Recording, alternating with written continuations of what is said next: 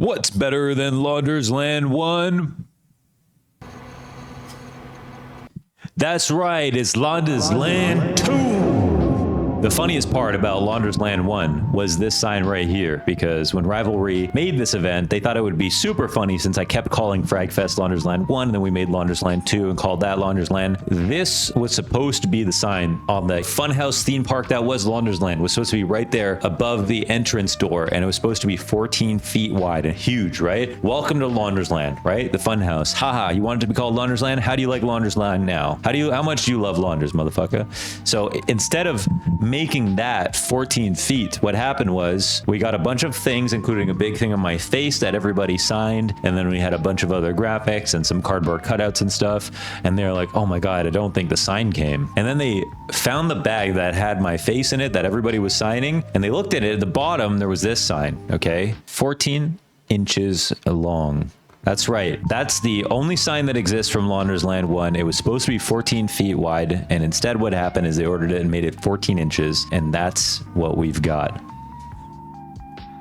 And I love it though. And it really represents how amazing and funny Rivalry are as a company, how supportive they've been of us. And I would definitely like to get them involved, whether or not they can, fiscally make sense of it to support a thing like Launders Land, because they're the reason that now me and Alex, who is my partner manager at Rivalry, has allowed us to sort of create our own company just to run these events specifically and do what we just showed we have had so much fun doing, and that is creating community events for Counter-Strike in North America. And as you can see from Launders Land 1, we built it and they came. Over 550 people in attendance, 32 team tickets sold out within 36 hours. Tons of friends came by, including Maui, Connor, Ping Parks, who came to cast as up-and-coming casters. Darth Mike was there to do some hosting. The Score Esports came by. J-Reg came by, if you know J-Reg. Literally so many people in Toronto, and I want there to be so many more to come in the future. It is an absolute party, and one day we will get to the place where we can do what Dreamhack does, and we can show you what it's like at Dreamhack Summer in Sweden. Rest in peace, of course. They just announced that they're closing their doors and there won't be any more Dreamhack Summers, but that doesn't have to be the end of the spirit of Dreamhack, and that's the lit torch that we're trying to keep burning over here in North America. If you know what we have done so far in the last couple of years, Rivalry and myself, we've put on these watch parties where we had 200-300 people come to these watch parties, and we watched the Cato and Cologne grand finals together at Off-World Bar in Toronto downtown with custom drinks and free drinks getting handed out. Then we did a 1v1 tournament. We did Frag Fest, which was the quote-unquote first Launders Land. Then we did Launders Land 2, which now we're going to call Launders Land because it's a little bit confusing now that we're making Launders Land 3, which is Launders Land 2. And we're trying to keep the party going, even though that this isn't something that Rivalry can sort of afford to do as an esports betting company themselves. This is something that they supported and made really awesome. And now me and who is sort of my partner manager at Rivalry in Shab, aka Mr. Alex Parsons, him, myself, all of Rivalry, we're a bunch of guys who just love Counter-Strike, who have grown up in Toronto and really understand like grassroots esports scene. I've won a LAN in Toronto. Alex has won a few LANs in Toronto, and actually the first game that he ever played was versus me on a LAN. I think I had Steel on my team, so obviously we pieced him up. But since then, he's attended even more than I have. And when we started doing events together, it was like, whoa, these events are looking really sick. And Launders Land was like the best of all, right? We had 500 something people in attendance. We had something like 400 fans, 170 players were there. 32 teams sold out within the first 36 hours. It was a smash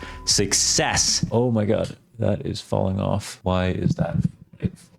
So what we learned after Launders Land is that number one, in the last 5 years or so, there haven't been any LANs. After everything went online, every LAN center in Toronto shut down, no more LANs started running. Then Valorant popped up and stole all the Counter-Strike tier 2 players. Now Valorant's going crazy, all that. And I knew, and we knew this whole time, that Counter-Strike could have an audience if we had a place for them to go. And I said, all right, well, while I'm a relevant, top caster in Counter-Strike and I'm not completely washed up yet, before I have too many gray hairs in my beard and no one wants to watch me make YouTube videos. Why don't we make a LAN comeback? Why don't we make an attempt to bring the LAN scene back in Toronto, which was once thriving? Okay, so me and Alex, we found that we loved organizing these community events, these watch parties, these LANs in the past. Now we want to do it again. Now we've started our own company in -game.ca, and we are here ready to make Launders LAN too. So yeah, we're a new company that's going to build these events as us, looking for support in the way of different sponsors, and we're also looking at the different games that we could potentially have. I have a personal list of esports titles and games that are near and dear to my heart, and you know, Alex too has also played and been a fan of these ones. And for me, the game I want to have most at the next Launders LAN is Deadlock. The game after that is StarCraft Brood War. That one's close to my heart. Artosis expressed that he would love to come if we had a tournament at Launders LAN 2. I would love to have Melee there. Of course, you know how much I love Melee. I've got fucking Boxer Zoo's retirement controller here that he gave me after his wedding. Very special to me, the Melee community and scene. I would love to be able to support that. Alex as well. We would love to have freaking TFT, the best Riot game ever made. Valorant doesn't really exist if you think about it. There's other games. I want to have Dark Souls 3 on a projector with, you know, and hand out that controller for people to go and try to beat Index Gundyr in front of hundreds of people watching live. I love to have a GeoGuessr qualifier here for 2025. I'm literally flying to GeoGuessr right now in like 20 minutes to go and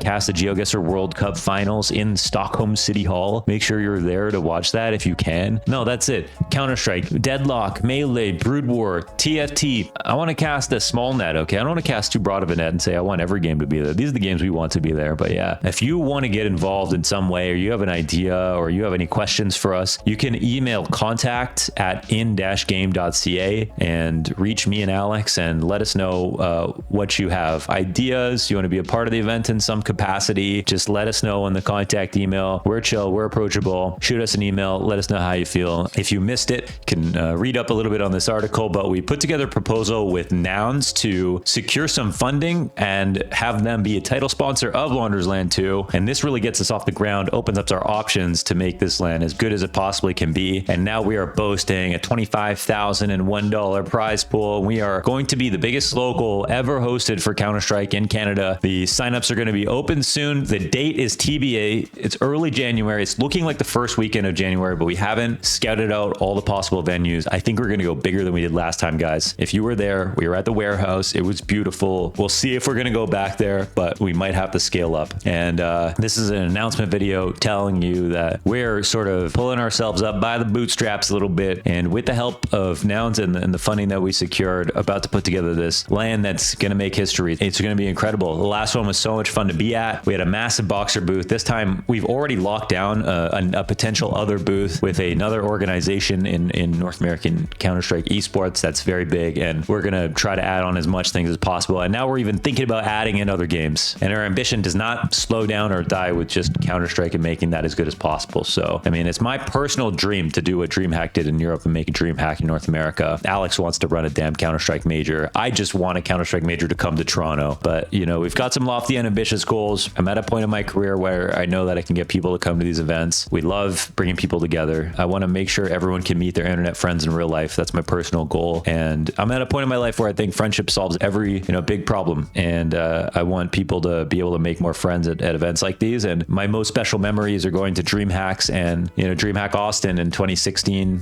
and meeting Mango. Dreamhack Austin, I think in 2018, I met Parker and Taro there from Rainbow Six. And I met some more Rainbow Six people. I met some more Melee people. I met so many people from so many different games. It's kind of nonstop. I think I met Blitz probably at a Dreamhack at some point from Dota. And I mean, it's crazy how much events like Dreamhack bring everyone together from different games, different walks of life, all interested in gaming and esports. And I think it's a beautiful thing. I think we need more of it. So we want to bring that back and going to try to make that happen. So make sure you're at Launders LAN 2, whether you're signing up as a team or you want to come as an audience, because again, we've already done the biggest LAN I think ever hosted in Canada in terms of like a local with an audience. No one's really done that like we did at the first Launders LAN. It was a massive success. We're going to definitely do the same thing where we bring in people to give them a chance to start off their careers, whether it's as a photographer, as a production assistant, as a server admin, as a commentator, and try to create some jobs. That's what we're going to try to do in Canada. Okay, we're here to create some jobs. And right after this, I'm running for prime minister. No, I'm just kidding. And again, you know what? The ambition to make a Counter-Strike event, it would have been a Counter-Strike event no matter what. But now that we've secured this funding for Nouns. This is a matter of PPD. You may know him from NA Dota, okay? The guy who invented NA winning in esports, all right? Peter Pandam, bringing me in and giving me a formal introduction to the Nouns community. So just over a year ago, I was in Mexico for the RMRs, and Nouns are playing at the RMR, and I remember giving them a shout out on stream.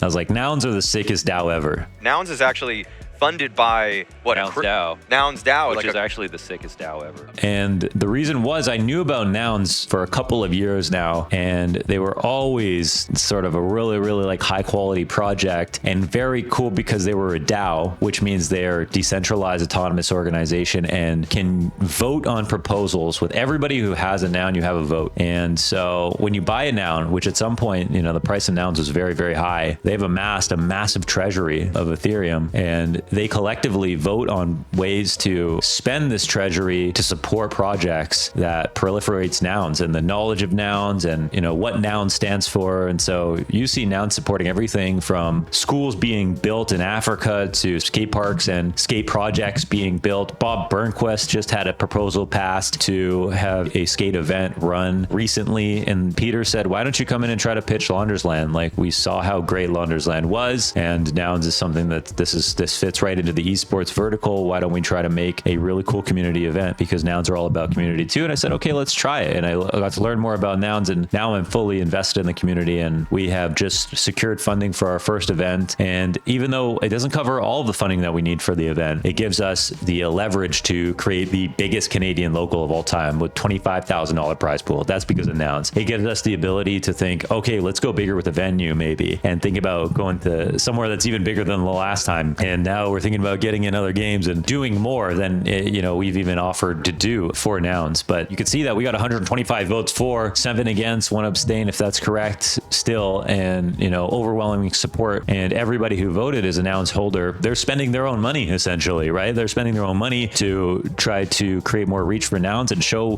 what nouns is all about and what nouns supports. And cool culture and niche cultures like esports are perfect. We're exactly the kind of culture that nouns came from as well, right? We're all very sort of industrious people who are in love with our own thing that people don't really understand and want everybody to know more about it and are very passionate about it, right? So it makes sense, a perfect collaboration to be partnered with Nouns and have them as a title sponsor of Laundersland. We'll definitely be back to look for more support, but first we want to show them what we can do. So I'll have more announcements in terms of how, you know, where to get tickets, when the exact dates are, and where the exact location is in Toronto. But it will be in Toronto. It'll be most likely at the beginning of January, and it is going to be a blast. It's going to be huge. It's going to be amazing. It's going to get everybody to meet all their favorite online friends in person, and it'll be the first event under in-game.ca, the genesis, okay, of our history on the road to becoming the North American Dreamhack, which should be very special. So I hope you will join us. I hope you will come. I hope you will support the event. Make sure to follow me on Twitter, follow In-Game Corp on Twitter as well, aka X, for more updates, and we'll have prices out there. We'll have an Ace Zone booth. Okay, we'll have an Ace Zone booth. Maybe we'll say Ace Zones on site. We'll definitely have Ace Zones for the players to use to make sure that they have the best noise canceling available in esports, and we'll have lots of things to come and see and hang out and talk about and enjoy. Laundersland 2, baby. We're going on the map. North American life support is here.